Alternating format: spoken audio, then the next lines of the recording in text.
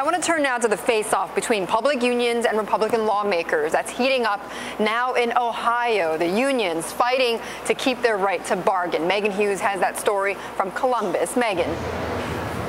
And good morning. And we're seeing this more and more around the country. Newly elected Republican governors getting into the ring with the public unions. Now, here in Ohio, that's Governor John Kasich. Kasich makes the case public employee unions are different than private unions in that they don't have the same incentives for their company to succeed. On the flip side, the managers don't have the same incentives to tell their employees no. That's why Kasich is backing the toughest collective bargaining bill we have seen to date, and that's why workers here in the state of Ohio are coming out in protest in full force. Yesterday, we saw about 5,500 workers come here to the State House trying to get into a Senate hearing on this issue. The bill would effectively terminate collective bargaining rights for state employees, local employees. We're talking about teachers, firefighters, police officers would no longer be able to collective bargain when it comes to benefits.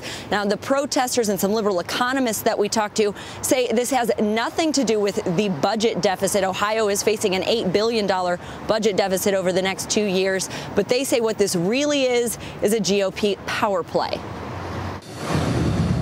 How does it help the governor save money to deny workers being able to contribute their union dues through the payroll system? That is not about saving money. This is about delegitimating, weakening the voice of what workers want for themselves to be able to sit at the bargaining table and talk about their issues. Not only is Ohio's bill the strongest, it's also probably the most likely to pass. Ohio only needs a simple majority to pass this. And here in Ohio, Republicans hold the supermajority in the state legislature. Betty. Megan, how many people is this going to impact in Ohio?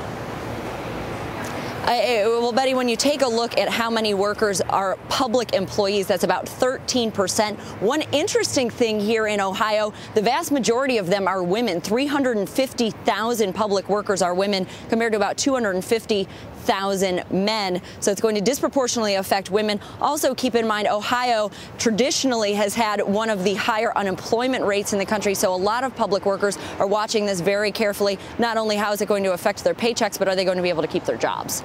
Betty? Interesting. Megan, thank you.